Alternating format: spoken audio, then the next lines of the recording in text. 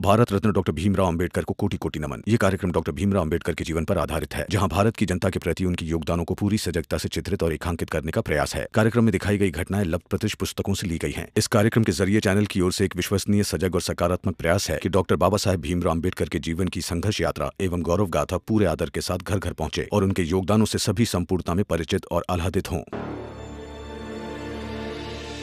क्या हुआ? आप इतने जल्दी ऑफिस आ गए? कुछ हुआ है क्या? रमा, मैंने जो सपना देखा वो सच भी हो सकता है।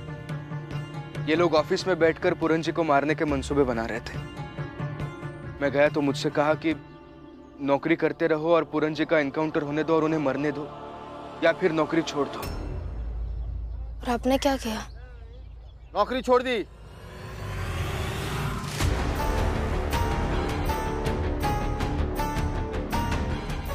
तुम पत्नी हो इसकी, तो समझाओ इसे कि रोजी रोटी से बड़ा कोई धर्म नहीं होता है और ना ही कोई कर्तव्य होता है।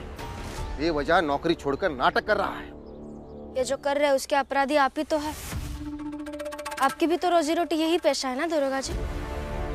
आप भी तो अपने नौकरी के साथ गलत ही तो कर रहे हैं।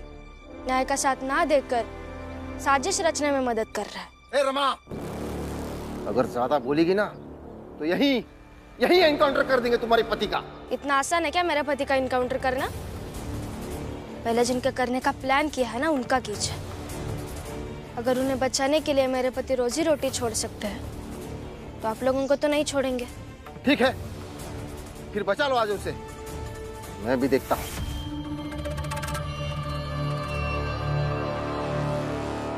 रमा, मुझे जल्दी जाकर वकील साहब से मिलना होगा। अब कानून का सहारा लेकर ही हम पूरन जी को बचा सकते हैं। आता हूं मैं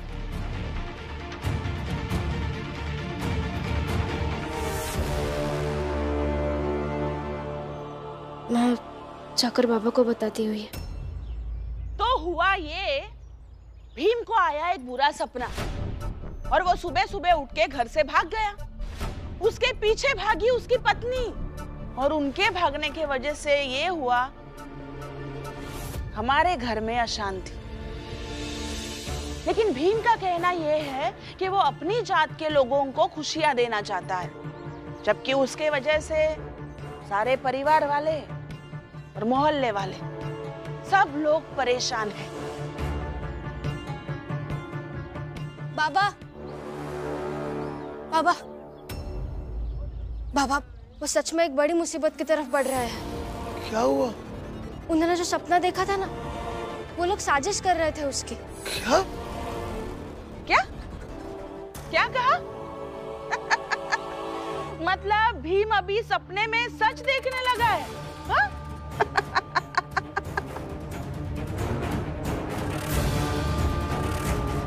जीजाबाई,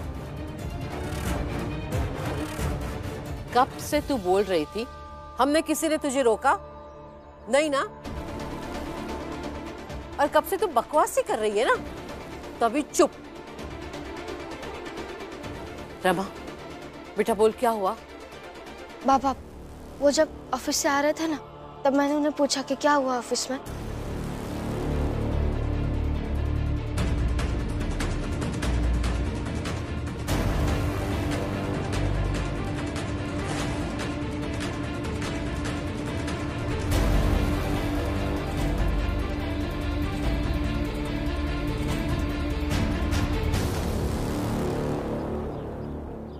और वो कहकर गए कि मैं वकील को ढूंढने जा रहा हूँ।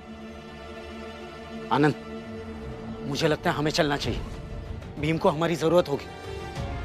हाँ बाला भैया, चलते हैं। हाँ। दीदी, हम भी चलते हैं। हाँ। अरे ये क्या बात भाई? जब हम लोग मिल के भीम का इस चाल से बाहर निकाल दिए हैं तो काहे को के पीछे दौड़ना है? हैं? जोखू, तुम लोगों ने भीम को सिर्फ चाल से बाहर निकाला है, हमारी जिंदगी से नहीं। जब भी भीम कोई मुसीबत में होगा तो उसकी सुरक्षा करना हमारी जिम्मेदारी है। क्या बात है, ये तो गजब की चालबाजी है। कोई विश्वासघात करना इन लोगों से सीखे। अरे कितने विश्वासघाती हैं ये लोग। भीम को निकालने में हमारे पक्ष में थे और अब भीम को बचाने जा रहे हैं। तब भी हम भीम के साथ थे। हम चाहते थे कि भीम इन सब से दूर रहे, लेकिन जब किसी का हाथ पकड़कर सुरक्षा घेरे में ना ला पाए तो फिर उसी के आसपास सुरक्षा का घेरा बना लेना चाहिए, और हम वही करने जा रहे हैं। चलो रमा। रुको।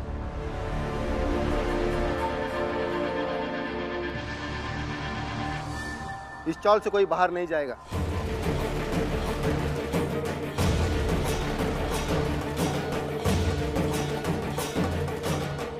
क्या हुआ? दरअसल हमें सूचना मिली है कि पूरन नाम के खूंखार अपराधी के पीछे इस चाल के लोग सक्रियता दिखाकर उसकी मदद कर रहे हैं, इसलिए इस चाल पर नजर रखी जाएगी। कैसे नजर रखी जाएगी? जैसे मेरे पति के ऑफिस पर रखी थी वैसी? ज्यादा बहस नहीं। अगर कोई आगे बढ़े तो मार देना उसे। और तुम भीमराव की पत्नी, तुम्हारा पति भीमराव हमसे टकराने के लिए आगे बढ़ा है। अब क्या पता कहीं पूरन से पहले वही निपटना चाहे।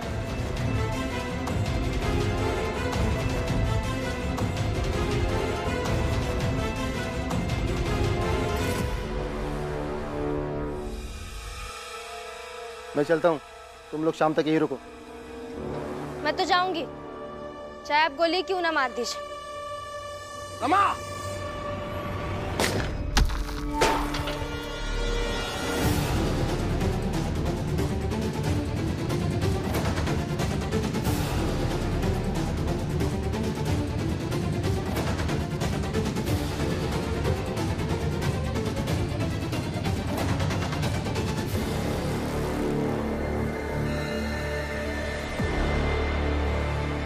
अगली बार गोली सीधा सर पर लगेगी। हाँ तो मार दीजिए, लेकिन मैं जाऊंगी। रमा!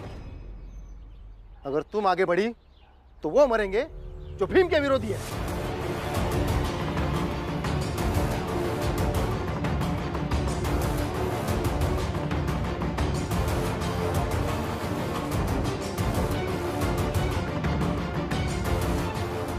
रमा, जहाँ खड़ी वहीं रहो, नहीं तो हम सब मर जाएंगे।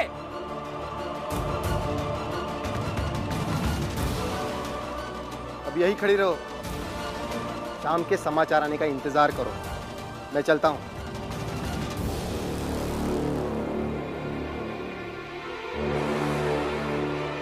और तुम दोनों, अगर रमा आगे बढ़े तो उसे मत मारना, बल्कि जो भीम के विरोधी है उन्हें मार देना। जी समझे? जी। देखिए, आप ये सही नहीं कर रहे, आप गलत कर रहे, सुनिए।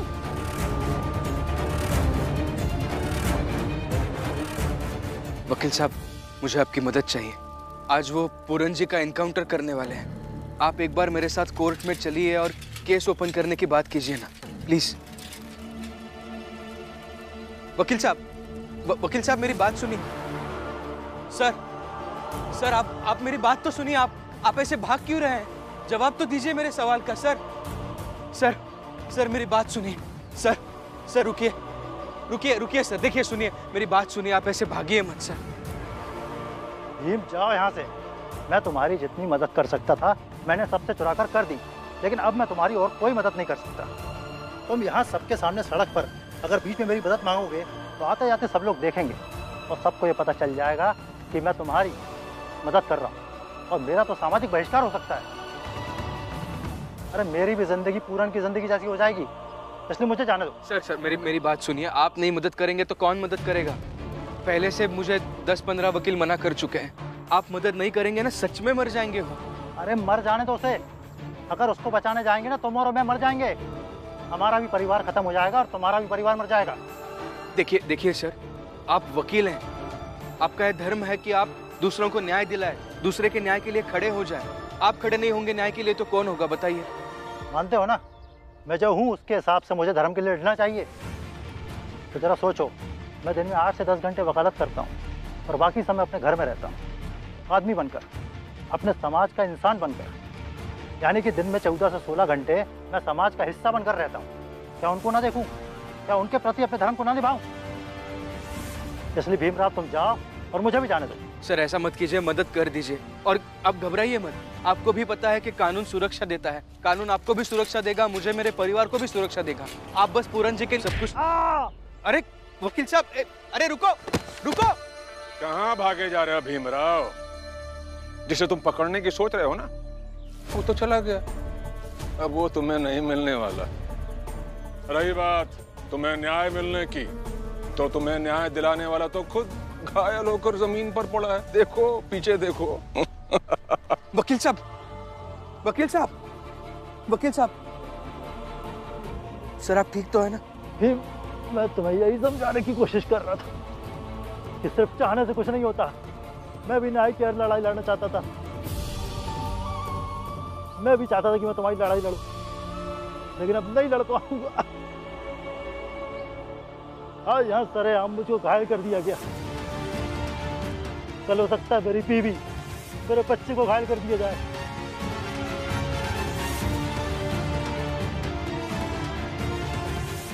भीम, मैं तुम्हें भी यही सलाह दूंगा कि तुम चाहो अपने और अपने परिवार की रक्षा करो, बाकी सब चलता रहेगा। भीम चले जा। सर चल, आप उठिए, उठिए सर, उठिए, आइए।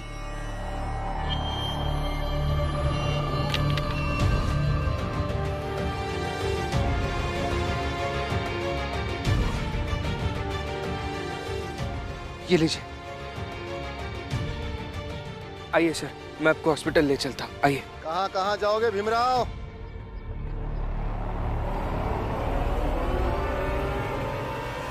वकील साहब, आप जाइए और अपना इलाज कराइए। मुझे भीम को समझाने दीजिए। नहीं, मैं आता हूँ सर आपके साथ। छोड़ो मुझे। वकील साहब। दरोगा जी, अरे देख नहीं रहे आप भीमराव कैसा बदहवास सा हो गया है? इसे आपकी बात शायद समझ में नहीं आई, जरा विस्तार से बताइए, कहाँ कहाँ जाओगे का मतलब? अरे भीमराव, तुम्हारे चाल वालों को पुलिस वालों ने घेर रखा है। अगर उनमें से कोई हिला तो उसे गोली मार दी जाएगी। लेकिन क्यों? चाल में पुलिस क्यों गई है? उन सब की क्या गलती है? उन्होंने नहीं, तूने। दरअसल तू जिस तरह से कानून को परेशान कर रहा है, तो कानून भी अपने हिसाब से कुछ आवश्यक चीजें तो करेगा ना। हाथ पे हाथ धरा बैठा थोड़ी ना रहेगा। ऊपर से 2 सिपाही पूरन को लेकर निकले होंगे, फिर मैं जाऊंगा और उसे रास्ते में ही गोली मार दूंगा। सर आप ये नहीं करेंगे, ये नहीं कर सकते आप दरोगा साहब। वही करने जा रहा हूं मैं। अब तुम देख लो कि तुम्हें क्या करना है, कहां जाना है। एक तरफ अस्पताल है जहां वकील साहब को लेके जाना है, और दूसरी तरफ अदालत है जहां दूसरा वकील ढूंढने जाना है, और तीसरी तरफ तुम्हारी चाल जहां सारे लोग दहशत में हैं, रमा सहित, और चौथी तरफ है तुम्हारे पूरन जी जिन्हें बचाने जाना है। अब सोच लो क्या करना है।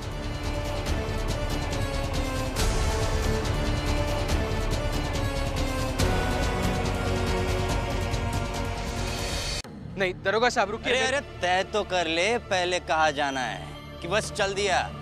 अभी अभी दरोगा साहब ने कहा ना, तो बता कहाँ जाएगा? अस्पताल, अदालत, अपनी चाल, या फिर उस अपराधी के पास? हाँ, ज्यादा बौखलाने की जरूरत नहीं है।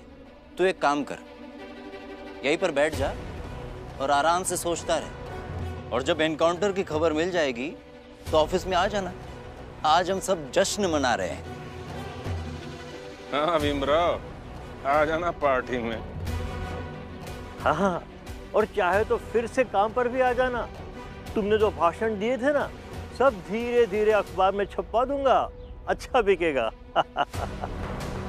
और हाँ, और अगर ज्यादा दुख पूरन जी के जाने का होता होगा ना, तो लिखित में नौकरी छोड़ने की जानकारी दे देना। हाँ। मगर फिलहाल अभी शांत रहना।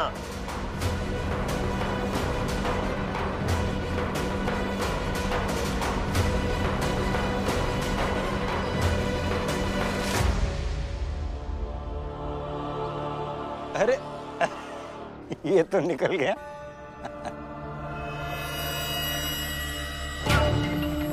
सेठ जी,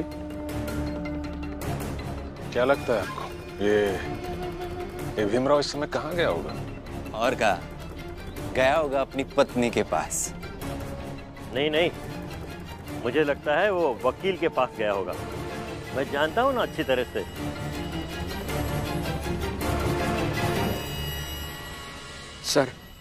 सर प्लीज मदद कीजिए ना। दरोगा साहब कहकर गए हैं कि वो पूरन जी का इनकाउंटर करेंगे। माफ करो, हमें खबर मिल चुकी है। सर थोड़ी ना फुलवाना है। नहीं सर ऐसी बात नहीं है सर। मैं चल, जान नहीं बची क्या? चल चल जल्दी चल पूरन, आज तेरा खेल खत्म ही करते हैं। हाँ। और इधर गोली लगेगी, उधर भीमराव की नौटंकी भी खत्म होगी। चल।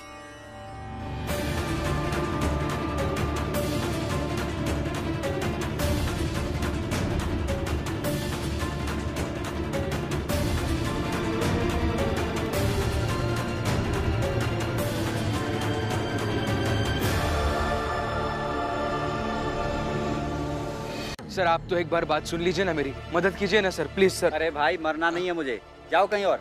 सर एक बार बात सुनने की तो कोशिश कीजिए सर।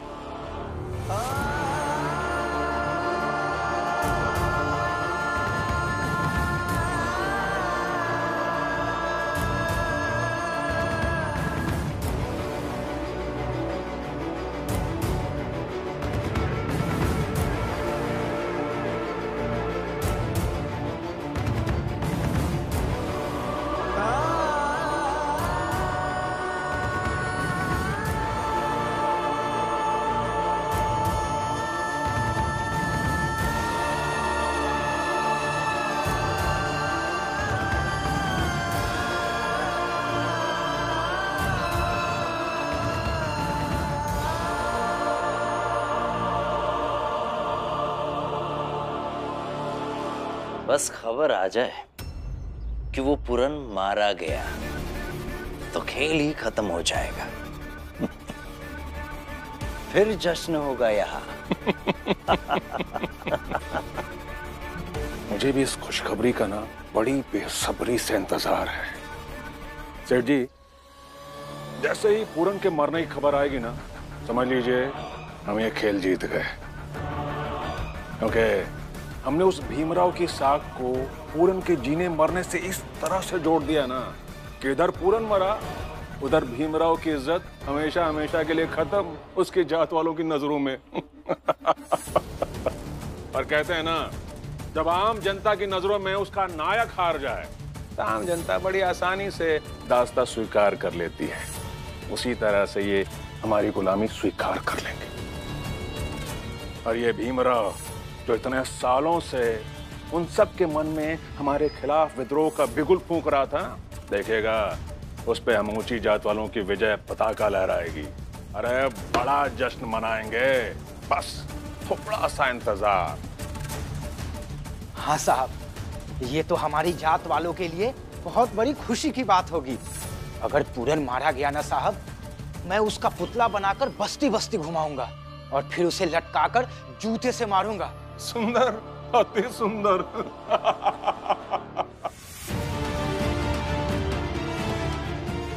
नहीं, भीम को हारना नहीं चाहिए आज।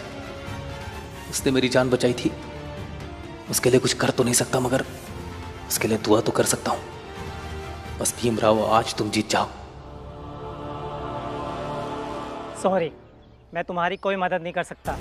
कीजिए सर मदद, प्लीज मदद कीजिए, नहीं तो पूरन जी सच में मर जाएंगे। वैसे भी वो जिंदा रहकर सबके लिए मुसीबत बन रहा है, इससे अच्छा है कि मर जाए। और हाँ, मुझे नहीं लगता कोई दूसरा लॉयर तुम्हारी मदद करेगा।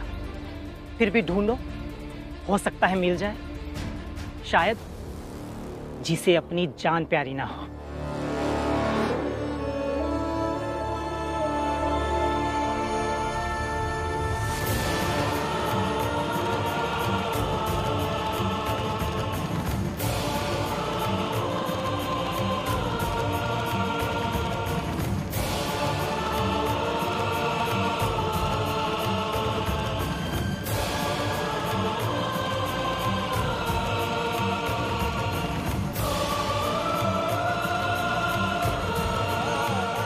आज हार गया मैं,